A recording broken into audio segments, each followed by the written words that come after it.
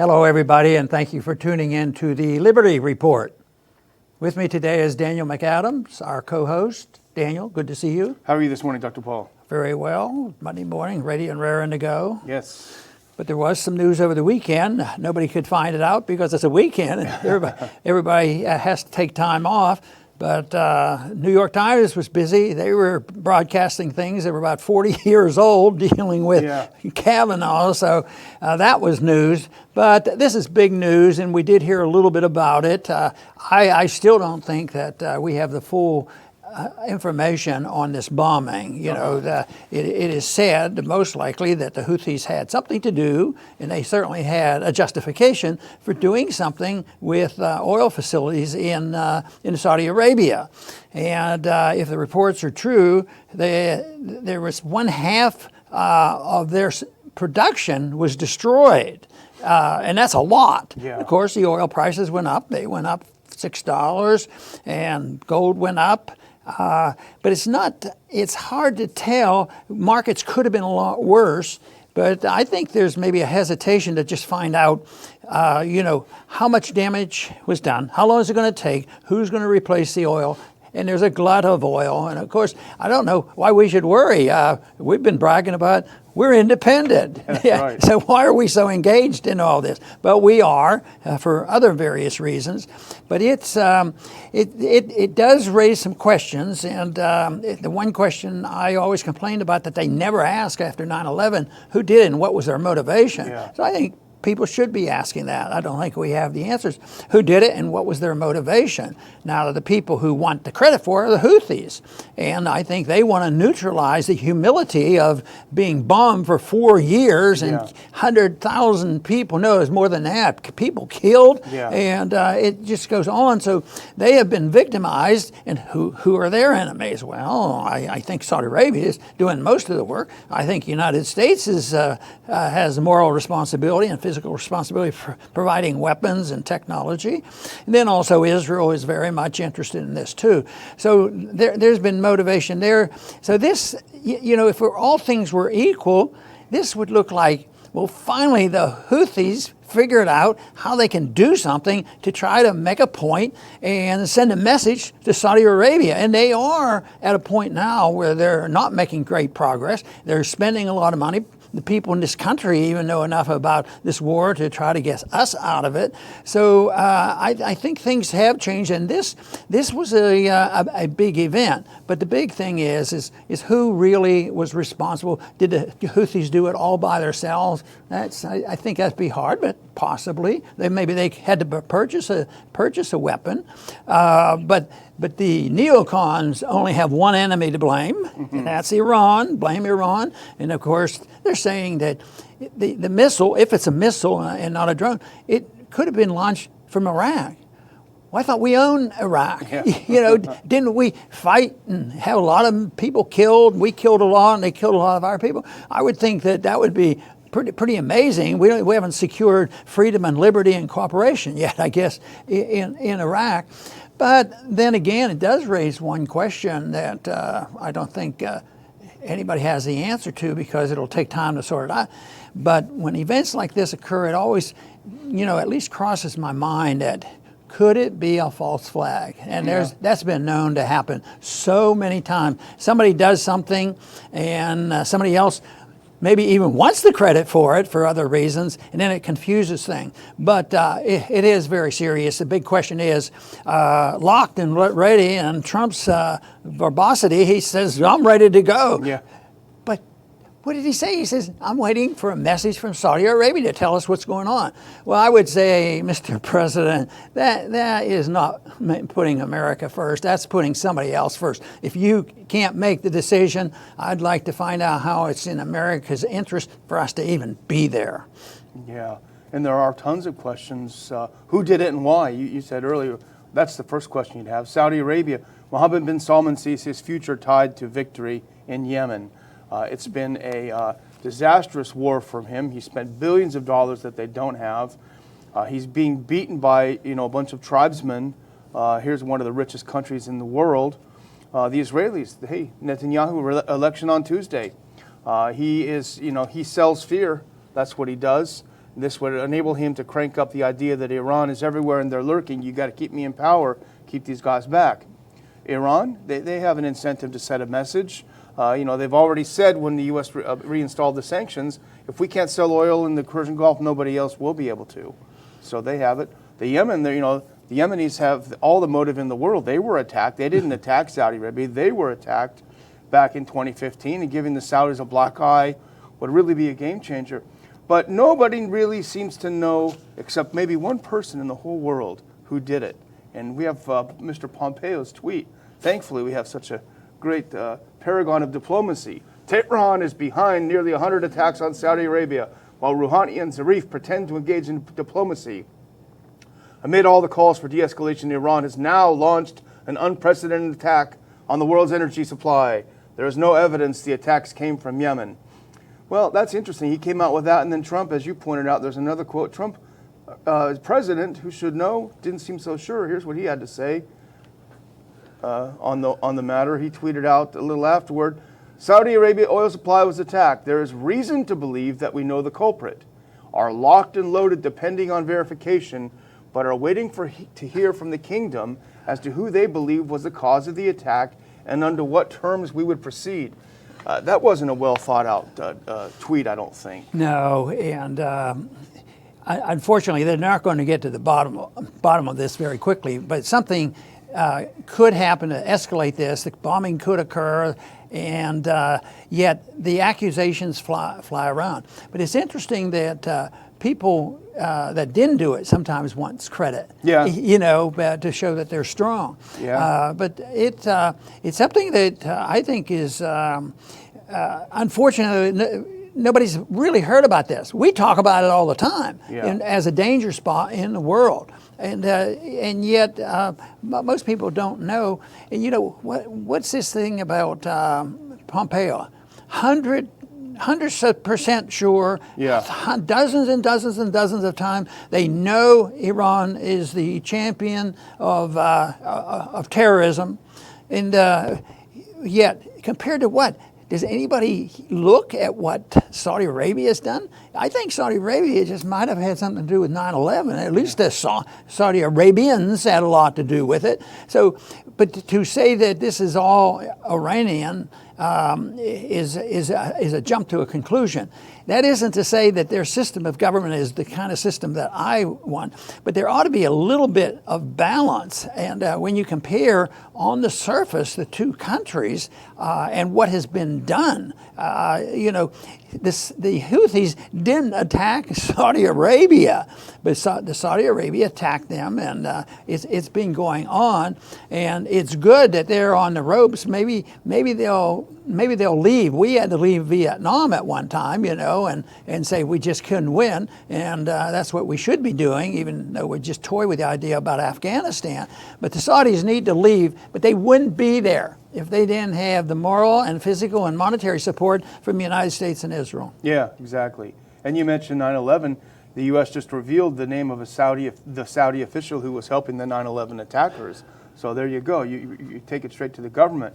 But here's the thing that is a lot of people have talked about that's perplexing. And if you had a conspiratorial mind, you might think about, just as the peace deal with the Taliban was about to be announced, just as we were about to end this 18-year war, boom, a car bomb goes off. Trump says the whole thing is canceled. Forget it. Just as Bolton is kicked out, ostensibly for his opposition to any open door to Iran, just as Trump starts talking about possibly meeting Rouhani at the UN later this month, boom, this attack happens, and we're ready to attack Iran. There's something smells pretty fishy about this. The false flag issue, I think, is a possibility because it has happened. There's been indication that our own government was involved in the Kennedy assassination. Took a lot of years to sort it all out. But the false flag issue is pretty important because if it's done, is it done by the people still in the government?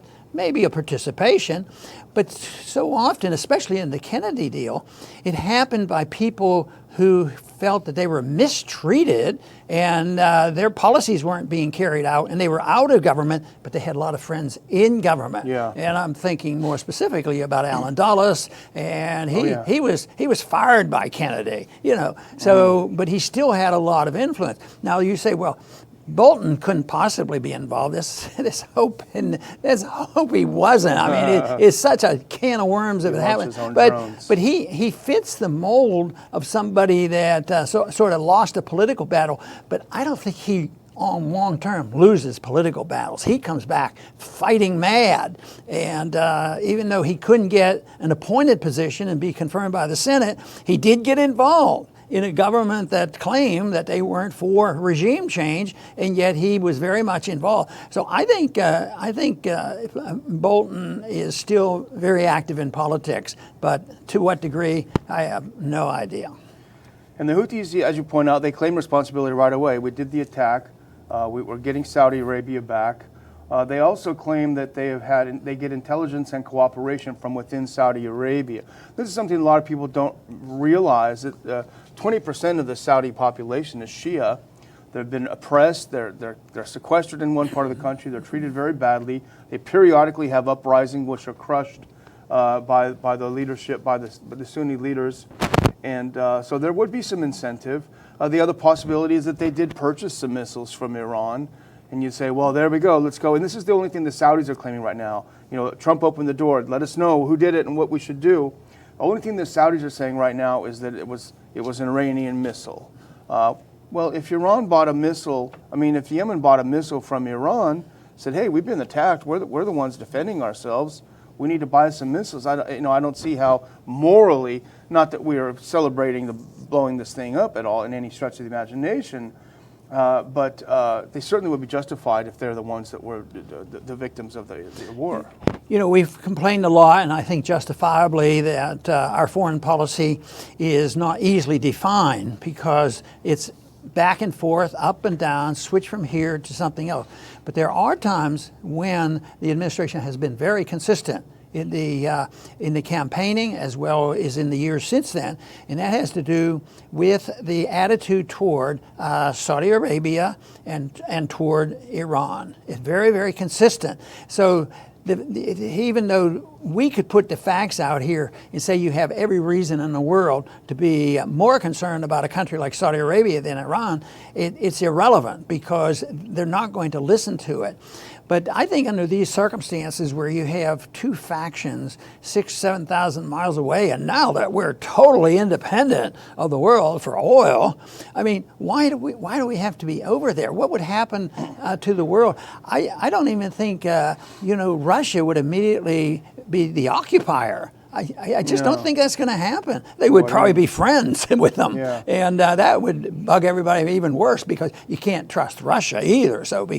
But I just think that the people should realize that there could be some real shenanigans going on, with our own government because, but on the open and on the surface, we do know that there will be no criticism made of Saudi Arabia by anybody officially in Washington right now, and there will be no, I should qualify that.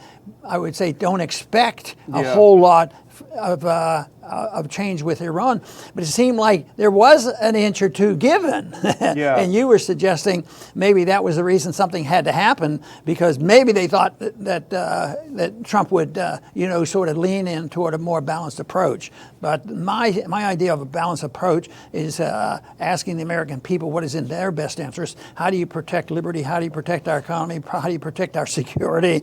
And just like it is the rest of the world, whether it had been Vietnam or Korea or Afghanistan, just come home.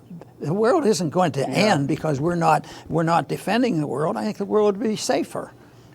Well, these attacks, as you pointed out, 50% of Saudi Arabia's capabilities, 5% of the world's oil is affected.